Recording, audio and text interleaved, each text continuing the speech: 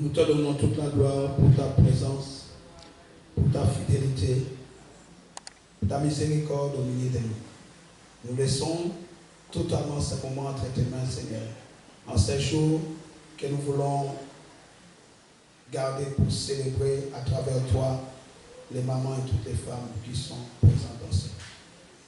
Père très saint, laisse en ce moment même ton Saint-Esprit cadrer, Seigneur.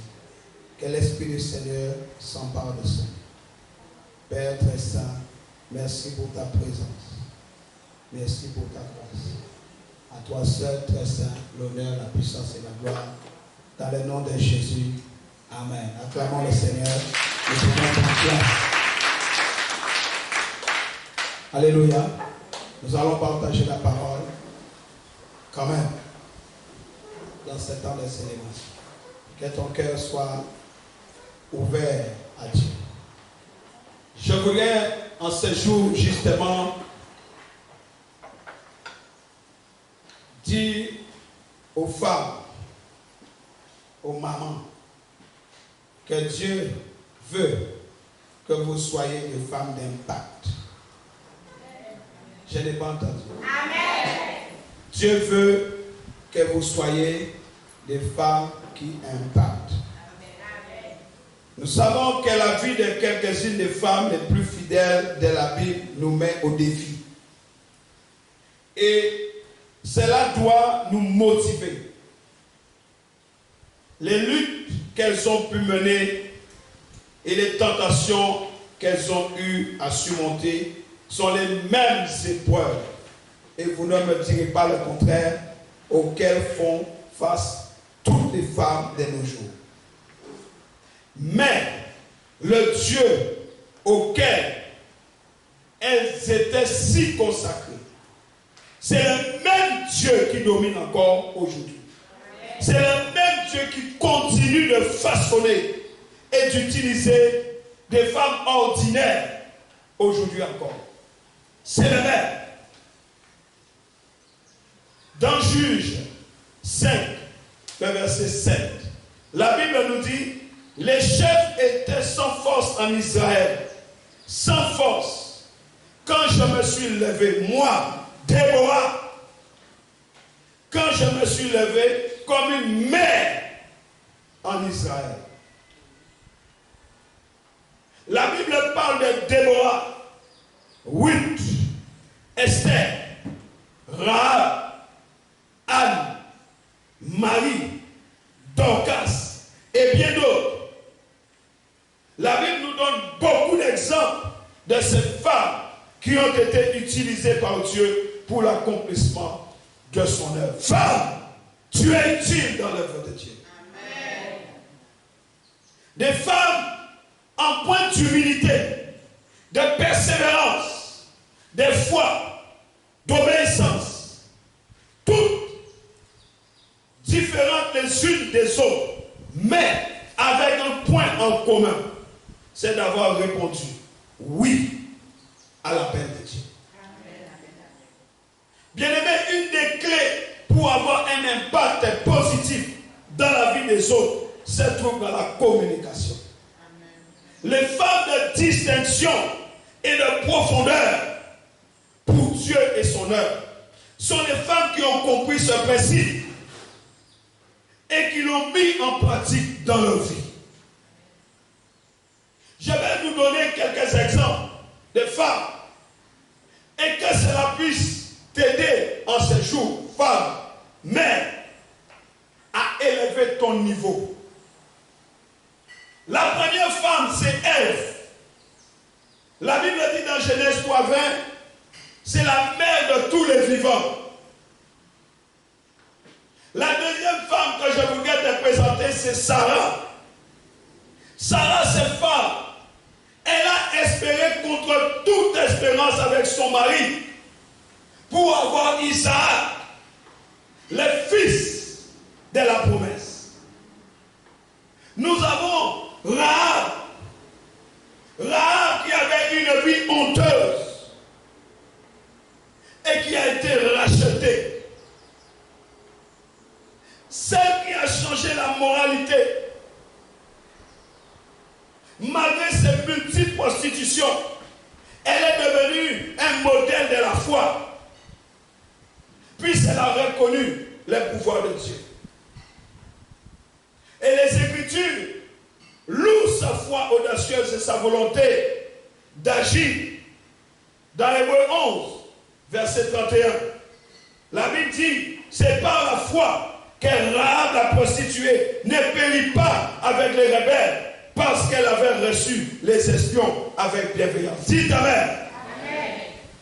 Et dans Jacques 2, verset 25, la Bible nous dit, Rahab la prostituée ne fut-elle pas également justifiée par les œuvres lorsqu'elle reçut les messagers et qu'elle les fit partir par un autre chemin?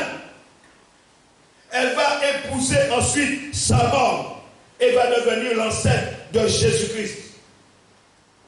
C'est ainsi, bien-aimé, que Rahab, une femme prostituée, a eu en main les clés de la prise de Jéricho. Et elle va assurer la chute de la forteresse, tout en démontrant sa foi, en cachant les espions juifs, en risquant sa vie. Nous parlons de femmes d'impact. Esther a risqué sa vie pour le peuple de Dieu. Elle a payé le prix pour défendre les intérêts de Dieu, même au prix de sa vie. Elle a payé un lourd prix, le jeûne et la prière, pour que Dieu l'exauce. Elle risqua sa vie pour cela, car si le roi ne lui avait pas tendu le sceptre, quand elle venait devant lui, elle serait tuée. Dieu l'avait placée là-bas pour être une femme de distinction. Dis avec ma femme de distinction. Déborah, après la mort de Josué, Israël a été plongé dans les ténèbres de l'apostasie. Dis avec moi, il y a eu Déborah. Dieu a suscité divers juges pour gouverner le pays. Il y a aussi une femme qui fut juge en son époque. Juge 4, verset 4 à 5, nous dit, dans ces temps-là, Déborah, prophétesse, femme de lapideur, était juge en Israël. Elle siégeait sous le palmier de Déborah, entre Rama et Bethel, dans la montagne d'Éphraïm. Et les enfants d'Israël montaient vers elle pour être jugés. Déborah, femme de lapideur, rendit la justice, arbitra entre les clans, transmit l'ordre de Yahweh et se conduisit ensuite en parfaite femme de guerre. Elle était juge pendant 40 ans en Israël, c'est-à-dire chef politique et prophétesse. Elle exerça une double autorité par sa parole et par sa fonction. Elle dirigeait déjà Israël avant de mener ses troupes à la victoire éclatante et avant que Barak refusât d'en assumer la direction. Bien-aimé dans le Seigneur, cette femme a délivré Israël des puissants chars de Javel, roi de Canaan, et qui, avec l'aide d'une autre femme, Jaël, les détruisit totalement, ainsi que son général en chef, le dénommé Sisera. En tant que prophétesse, elle avait un rôle religieux, et en tant que juge, elle exerçait un rôle civil dans un lieu public. Alléluia. Et en Juge 4, 14, la Bible dit, alors Déborah dit à Barak, lève-toi, car voici le jour où l'Éternel livre Sisera entre tes mains. L'Éternel ne marche-t-il pas devant toi? Et Barak descendit du mont Tabor, ayant 10 000 hommes à sa suite. Ainsi Barak attaqua et tua les Canaanites. Sisera s'enfuit vers la tente de Jaël, la femme d'Héber, qui lui donna un faux sentiment de sécurité, qui le tua pendant son sommeil. Elle fut la seule femme dans les Écritures à avoir été un leader politique. Déborah et Barak entonnèrent alors des louanges à Dieu. Un cantique qui fut en partie composé par Déborah. C'est un autre rôle spirituel qu'elle assuma. la louange publique à l'Éternel, le Dieu d'Israël. Dites Amen. Amen. Alléluia. Bien-aimé, Dieu veut que tu sois une femme, une mère des profondeurs. Amen. Une maman qui impacte. Ruth, avec Ruth, nous parlons de la loyauté et de l'amour. L'abandon total à Dieu. La fidélité et la loyauté. Cette femme fut un instrument entre les mains de Dieu pour faire venir le Messie. Elle fut cette femme qui abandonna tout pour embrasser l'œuvre de Dieu. Et on peut apprendre beaucoup d'elle. Particulièrement l'abandon total à Dieu. Une femme moabite. Alléluia. Tout le monde de cette histoire se comporta honorablement. Naomi, fidèle à sa famille par alliance, et oui, fréquemment cité pour sa loyauté envers Naomi et son Dieu. La Bible en parle. Elle a été fidèle. Elle a abandonné son peuple pour adopter le peuple de Dieu. Anne nous parle d'un portrait de grâce. Anne nous parle de la grâce. 1 Samuel 1, 10 à 11. La Bible dit, l'amertume dans l'âme, elle pria l'Éternel et versa des pleurs. Elle fit un vœu en disant, Éternel des armées, si tu daignes regarder l'affliction de ta servante, si tu te souviens de moi et n'oublie point ta servante, et si tu donnes à ta servante un enfant mâle, je le consacrerai à l'Éternel pour tous les jours de sa vie, et le rasoir ne passera point sur sa tête. Élie, le souverain sacrificateur, va l'accuser d'ivresse, mais elle exprima son désir ardent en face de Pénina, sa rivale, qui mortifiait son âme. Dieu la bénit et elle enfanta un fils nommé Samuel qui devint un grand juge et prophète en Israël. Anne nous donne un exemple de foi, de prière et de persévérance. Elle va faire un vœu et accomplir son vœu à l'Éternel. Et sa faveur va provoquer un tournant dans l'histoire du peuple d'Israël. Après que Samuel fut sévré, elle l'amena au tabernacle, les donna à Élie et offrit des sacrifices et des offrandes. Elle pria à nouveau, louant Dieu avec un psaume qui devint une partie de la Bible et qui fit partie des cantiques en Israël. 1 Samuel 2, versets 1 à 10. Anne pria et dit, mon cœur se réjouit en l'Éternel. Ma force a été relevée par l'Éternel. Ma bouche s'est ouverte contre mes ennemis, car je me réjouis de ton secours. Maman, écoutez-moi. Femme, écoutez-moi. Réjouissez-vous toujours dans le Seigneur. Amen. Soyez des femmes de profondeur. Aujourd'hui, le monde méprise beaucoup de femmes. Beaucoup de mères sont maltraitées, méprisées. Mais celui qui s'appuie sur l'Éternel ne sera jamais confondu. Amen. Celui qui a pour l'Éternel son appui, son bouclier, ne sera jamais dans la confusion. Amen. Appuyez-vous sur le Seigneur. Ayez l'Éternel comme bouclier. Amen. Les gens peuvent se moquer de vous. Les gens peuvent vous mépriser. Mais croyez-moi, il y a un Dieu. Son nom c'est Adonai. Et les jours que l'Éternel s'élève, on saura que l'Éternel est Dieu.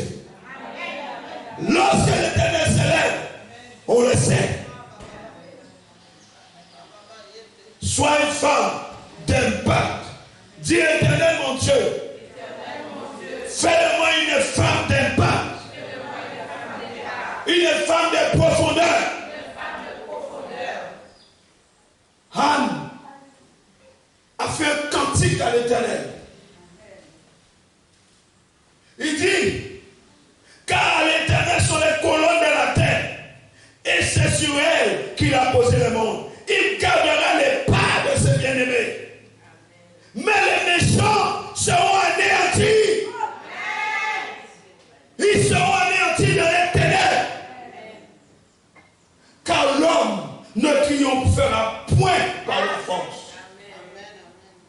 les ennemis de l'Éternel trembleront du haut des cieux. Il lancera sur eux son tonnerre. L'Éternel jugera les extrémités de la terre. Il donnera la puissance à son roi et il relèvera la force de son roi. Oh, que l'Éternel relève la force d'une maman dans cette salle.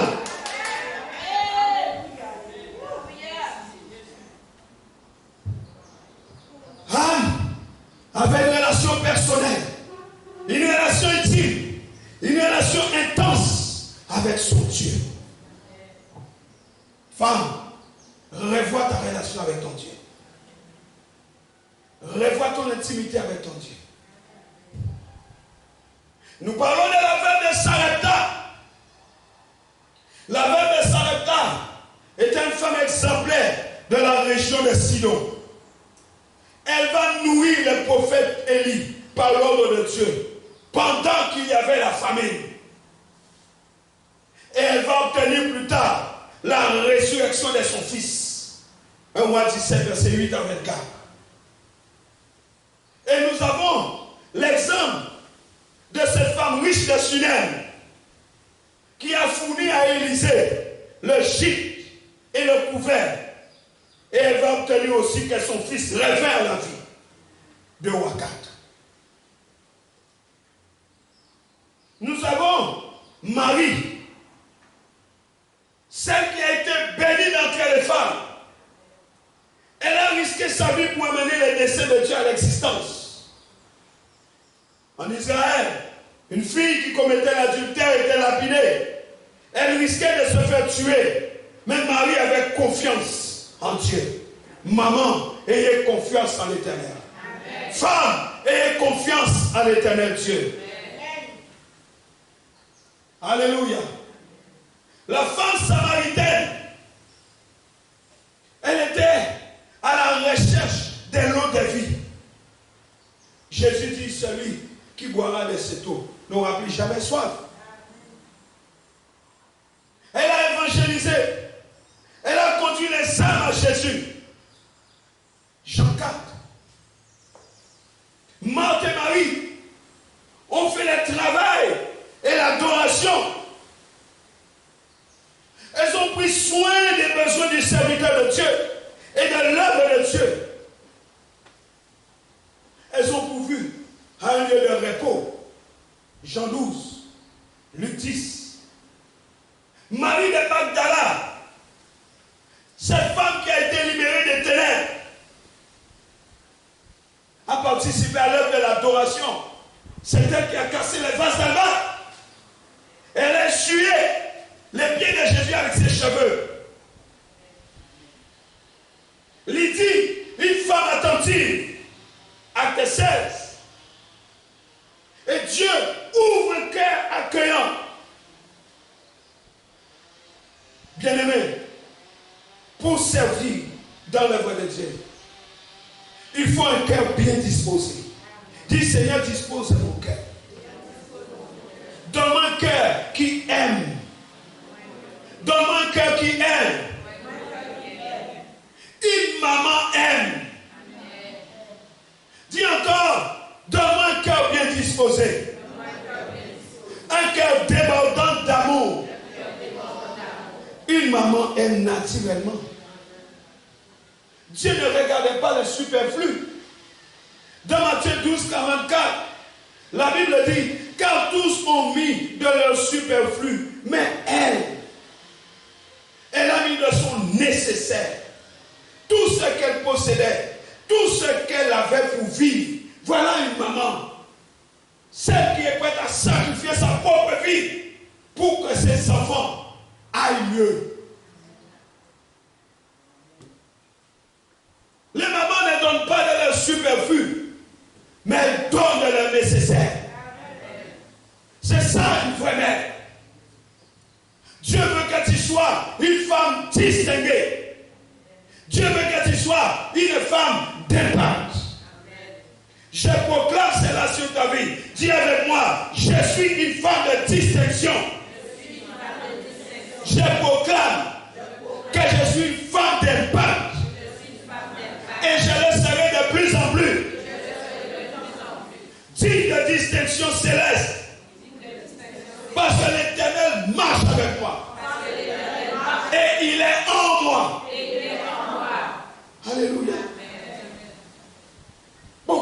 ont apporté beaucoup à l'œuvre de Dieu. Ne te sens pas inutile. Et toi, j'ai envie de dire, quel est le travail que tu fais, que tu apportes à l'œuvre de Dieu? Qu'est-ce que tu apportes à l'œuvre de Dieu? Maman, femme, qu'est-ce que tu apportes à l'œuvre de Dieu? Et que pourrais-je dire encore en parlant d'Anne, la prophétesse? La femme de Chouza, qui a soutenu matériellement et financièrement le serviteur de Dieu et l'œuvre de Dieu dans l'Église. Et de Priscille, qui a gagné son mari au Seigneur et qui lui a donné au Seigneur 1 Pierre 3:1, Eunice, qui a bâti les enfants et les petits-enfants dans Actes 16 et 2 Timothée 1, Abigail, qui a agi en prévision pour protéger le peuple. Parce que David allait tous les tuer à cause de Nabal. 1 Samuel 25. Et elle a instruit, elle a encadré les autres femmes. Tite 2, verset 3 à 5. Sans oublier les femmes des Proverbes 31. La femme des Proverbes 31. Proverbe 31, 10 à 31. La femme vertueuse qui prend soin de sa maison. La femme vertueuse qui prend soin de sa maison. Qui peut trouver une femme vertueuse, nous dit la Bible? Elle a bien plus de valeur que les pères.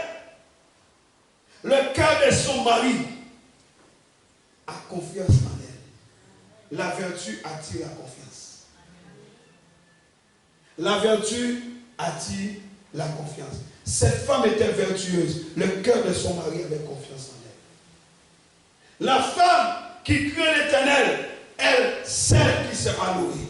Nous voulons louer ici, ce matin, des femmes qui craignent l'Éternel. Cette femme, comme l'a décrit Salomon, est la femme vertueuse. Mais tout le monde la cherche. Qui n'aimerait pas une femme vertueuse? C'est une denrée rare. Et toi, que fais-tu en tant que femme dans l'œuvre de Dieu? J'aimerais dire à une femme ce matin, tu as de la valeur aux yeux de Dieu.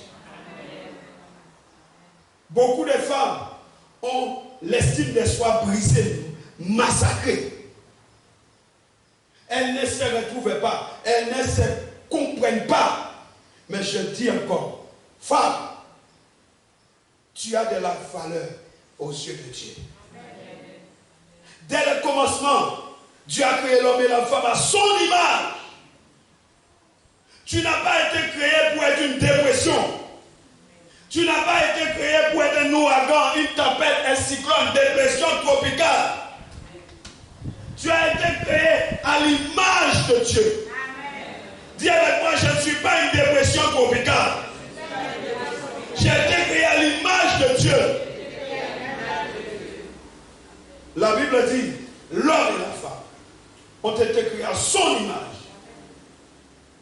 Et Dieu leur a donné la responsabilité de peupler la terre et de régner sur elle. Femme, tu as une grande responsabilité. La procréation.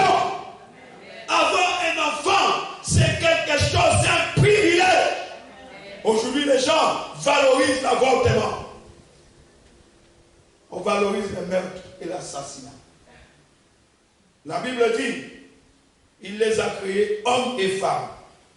Et Dieu les a bénis. Femme, tu es bénie. Amen. Femme, tu es bénie de Dieu. Amen. Dis, j'ai de la valeur. Vous avez de la valeur aux yeux de Dieu. Dieu a une haute considération pour vous. En tant que membre essentiel de son royaume. Tu dois croire ce que tu entends. La Bible dit, la parole qu'on entend produit la foi. Si tu entends ces choses, si tu reçois ces choses, ton estime de soi va monter aujourd'hui. Amen. Là où tu étais abaissé, négligé, là où tu étais méprisé, ce sera terminé aujourd'hui. Dieu va restaurer ton blason. Tu es une femme du royaume de Dieu. Déjà sur terre, Dieu avait compris les préoccupations de la femme. Dieu comprend tes préoccupations. Dieu avait répondu aux besoins les plus profonds des femmes. Dieu les avait guéris. La femme qui avait la perte de sang. Dieu les a ressuscités les morts. Il a ressuscité leurs morts. La femme de Sarepta, la Synamite. Dieu les avait pardonnés et donné un sens à leur existence. Dieu donne un sens à ton existence aujourd'hui. Dieu les avait défendus. Dieu les avait valorisés. Et Dieu avait valorisé leur dévotion qu'ils rendaient eux-mêmes, elles-mêmes à Dieu. Tu peux ne pas être considéré dans ta famille. Mais Dieu sait que tu es une femme de valeur. On ne jette pas de pierres dans un arbre vide. Si tu subis ce que tu subis, c'est parce que quelque part, il y a quelque chose en toi qui dérange. On ne jette pas la pierre dans un arbre qui ne porte pas de fruits. Il y a quelque chose en toi qui dérange les diables. Et il ne veut pas que tu manifestes cette chose. Donc il doit te maintenir dans une situation de dépression, dans une situation de déception, parce que si tu comprends, tu vas libérer la puissance. Mais que pas que tu libères cette puissance, il cherche à te maintenir dans une situation d'échec, de désespoir. Sors de là. Dis, je sors de là aujourd'hui. Dis, je quitte cet endroit. Car je suis un enfant du royaume de Dieu. Dieu instruit les femmes. Sur le chemin de sa crucifixion, Jésus sur la croix, il s'adresse aux femmes. Les femmes de Jérusalem. Dans sa dernière parole à la foule. Puis sur la croix, là où il subissait une profonde agonie, il va confier sa mère, Marie, aux souhaits de son disciple bien-aimé Jean. Jean, voici ta mère. Qui va confier sa mère à un voyou? Qui va confier sa mère à n'importe qui? On aime sa maman. On ne va pas la donner à n'importe qui. Mais si on la donne, on sait à qui on la donne. Et Jésus, à l'agonie sur la croix, il dit, Jean, voici ta mère. Et il dit, Marie, voici ton fils. Amen. Je ne sais pas si tu me suis. Je ne sais pas si tu comprends quelle révélation je te donne. Amen. Il dit, voici ta maman. Voici ton fils. Il n'y a pas de mère sans fils. Il n'y a pas de fils sans mère. Hello? Tu dois grandir, hein? Il n'y a pas de mère sans fils. Il n'y a pas de fils sans mère. Femme, voici ton fils. Fils, voici ta mère. Pourquoi Jean? Pourquoi Jean? Jean est qualifié d'apôtre de l'amour. Marie, c'est celle qui avait permis que le Messie arrive. Donc, Marie est celle qui a porté l'affection de Dieu. Celui-ci est mon fils bien-aimé en qui j'ai mis toute mon affection. Marie a porté l'amour, Jean est l'amour. Donc, l'amour coïncide avec l'amour.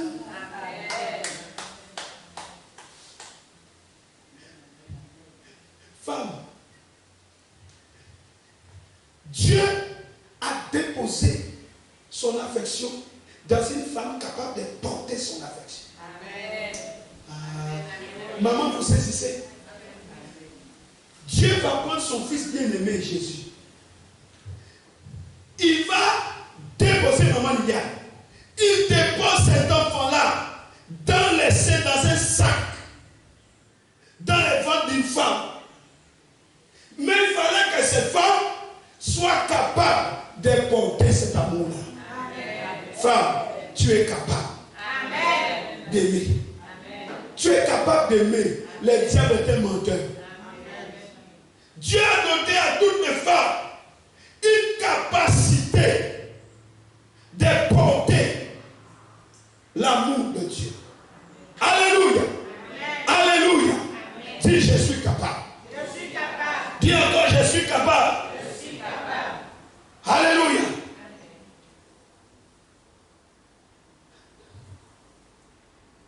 Après sa résurrection d'entre les morts, la première personne à qui Jésus s'est révélé, c'était Marie de Magdalène.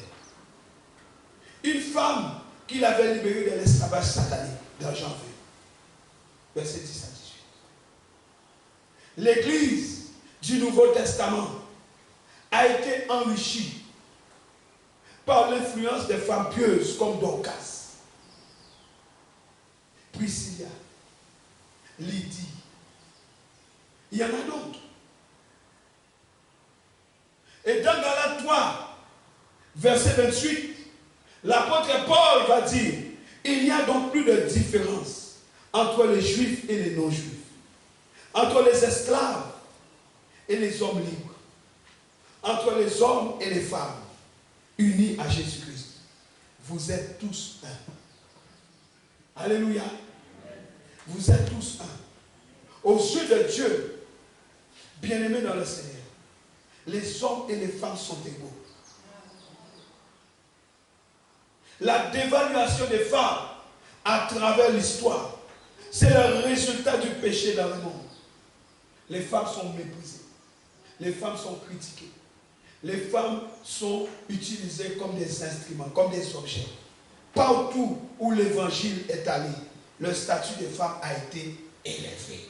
Et Jésus élève ton statut aujourd'hui. Là où l'évangile est péché, le statut des femmes est élevé. Il élève ton statut aujourd'hui. Je dis Jésus élève ton statut aujourd'hui. Amen. Grâce à Christ, les femmes ont eu l'occasion de vivre une vie. Une vie productive, une vie créative, une vie satisfaisante. Et c'est cette transformation au milieu des femmes qui a amené beaucoup de changements. Et vous voyez aujourd'hui des femmes qui prêchent l'évangile. On a parlé hier de maman Béatrice. Une femme que Dieu utilise. Et quand on regarde la situation du monde aujourd'hui, croyez-moi bien aimé, c'est dans les sociétés qui rejettent l'évangile que les femmes sont les plus opprimées. Vous entendez? Les sociétés qui rejettent plus l'évangile sont les sociétés aussi où les femmes sont les plus opprimées. Dis, à ta place, j'aurais dit merci à Jésus. Parce que l'évangile élève ton niveau. L'évangile élève ton niveau. L'évangile t'élève. J'ai dit là où l'évangile n'est pas prêché, les femmes sont très méprisées, très opprimées. Très. L'évangile, ça signifie quoi? Ça signifie que l'évangile t'élève, ça signifie que l'évangile te sécurise, ça signifie que l'évangile te bénit, ça signifie que l'évangile te protège. Amen. Dis merci Jésus. Merci Jésus. Alléluia. J'ai dit aux femmes et aux mamans ce matin, femmes de Dieu, maman du royaume, laissez Dieu continuer de vous façonner et de vous utiliser. Aujourd'hui, il y a plus de femmes dans les églises que d'hommes. Les femmes seraient-elles plus sensibles à l'œuvre de Dieu que les hommes? Dieu seul sait. Mais je dis aux mamans, je dis aux femmes, laissez Dieu continuer de vous façonner et de vous utiliser. Il vous fera passer des femmes ordinaires à femmes extraordinaires. Le temps est arrivé pour vous de rentrer dans l'extraordinaire de Dieu. Le temps est arrivé de quitter la bassesse, de quitter la médiocrité. Vous devez devenir et être des femmes d'impact, des femmes qui établissent une différence, des femmes raffinées, avec un esprit supérieur, une femme de valeur, une femme d'impact. Quand vous entrez quelque part, ne soyez pas choqués que tous les regards se tournent vers vous. C'est normal. C'est normal. C'est normal. Mon frère, ne sois pas fâché. Si on regarde, c'est normal. C'est normal. Parce que lorsqu'une femme d'impact pénètre quelque part, tout le monde regarde. Je ne parle pas de femmes qui se mettent à nu. Ce n'est pas de ça que je parle. Je parle d'une femme raffinée, une femme morale, une femme supérieure, une femme d'impact, une femme du royaume. Quand elle rentre quelque part, elle dégage les royaumes de Dieu. Les regards est obligé de se tourner vers elle parce qu'elle porte en elle l'amour de Dieu dans son sein. Elle a quelque chose à donner. Elle a quelque chose à donner. Et les regards se tournent automatiquement vers elle. Non pas pour la convoiter, mais on cherche la solution qu'elle apporte.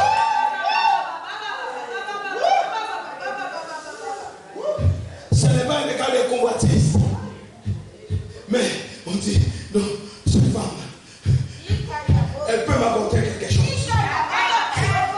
Il y a un besoin, elle porte le royaume de Dieu en elle. Il y a quelque chose qu'elle peut apporter dans ma vie.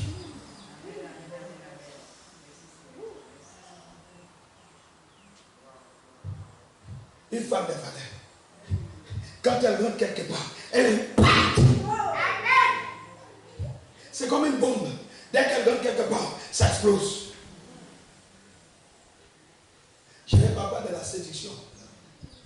Je parle du royaume. Je parle du Saint-Esprit. Je parle des femmes remplies de l'esprit. Quand elles rentrent quelque part, elles prennent le contrôle du lieu. Les gens qui étaient malades sont guéris. Amen. Les gens qui ne se sentaient pas bien, subitement, les gens commencent à aller mieux. L'onction qui est sur elle commence à toucher les vies. Et les gens commencent à se sentir meilleurs. L'atmosphère est en train de changer. Parce qu'une femme de distinction, une femme d'impact est en train. C'est là qu'il veut t'emmener. Pas une femme qui plaît tout le temps. Une femme, l'estime de soi est chaos. Pas une femme toujours chaos. Pas toujours une femme dans la dépression. Pas une femme qui dit, ah, la prochaine dépression sera à combien? 2, 3, 4, 5. Jouer quoi? Tempête au pécal ou avant? Non. Dieu veut que tu sortes de là. Amen. Dieu veut que tu sois une femme puissante. Une femme raffinée. Une femme de profondeur. Une Déborah. Une âme pour la prophétesse. Une Ruth. Une Esther. Une Dorcas. Une femme qui impacte des vies. Une femme qui change la vie des gens.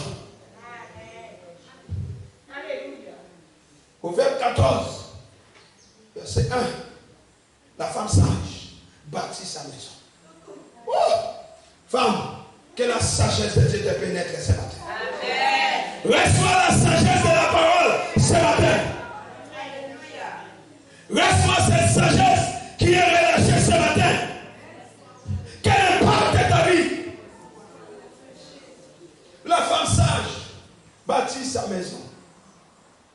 l'homme insensé la renverse de ses propres mains. Celui qui marche dans la droiture craint l'Éternel. Mais celui qui prend des voies tortueuses les méprise. Proverbe 31, 10. Qui peut trouver? Qui peut trouver une femme vertueuse? Qui peut trouver une telle femme? Elle est où cette femme? Est-ce qu'on peut trouver une telle femme ici ce matin? Est-ce qu'on peut trouver une maman vertueuse aujourd'hui ce matin? La parole de Dieu libère la vertu en toi. La parole de Dieu impacte ta vie. Proverbe dit, qui peut trouver une femme vertueuse? Elle a bien plus de valeur que les pères. Elle a plus de valeur que les pères. Femme, tu as plus de valeur que les pères. Femme, tu as plus de valeur que ce qu'on dit, que ce qu'on a dit, que ce que tu as entendu dire. Tu as de la valeur aux yeux de Dieu. Considère qui tu es. Dis avec moi, je suis une femme de valeur. Je suis plus que les hommes ont dit. Je suis bien plus. Aujourd'hui, je déclare cela. Je suis plus que ce que les hommes ont dit de moi. Car ma vie est dans les mains de l'Éternel. Ma vie n'est pas dans les mains de l'homme, mais dans les mains de l'Éternel. Celui qui fit les cieux sur la terre. C'est pourquoi ce matin, je dis à l'Éternel, mais voici, je réponds oui à ton appel d'être une femme d'impact. Ce matin, je dis oui. Fais de moi cette femme. Fais de moi cette femme d'impact. Fais de moi cette femme de profondeur qui impacte des vies. J'irai là où tu m'envoies. Et j'accomplirai ton œuvre. Au nom de Jésus. On va s'élever. Alléluia. Acclamons le Seigneur. Acclamons bien fort le Seigneur.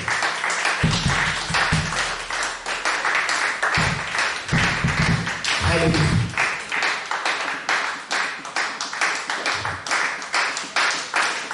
Acclamons bien fort le Seigneur.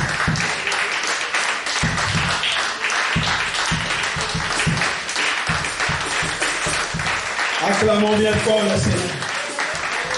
Que Dieu vous bénisse. Acclamons le Seigneur. Que Dieu vous bénisse. Que Dieu vous bénisse abondamment.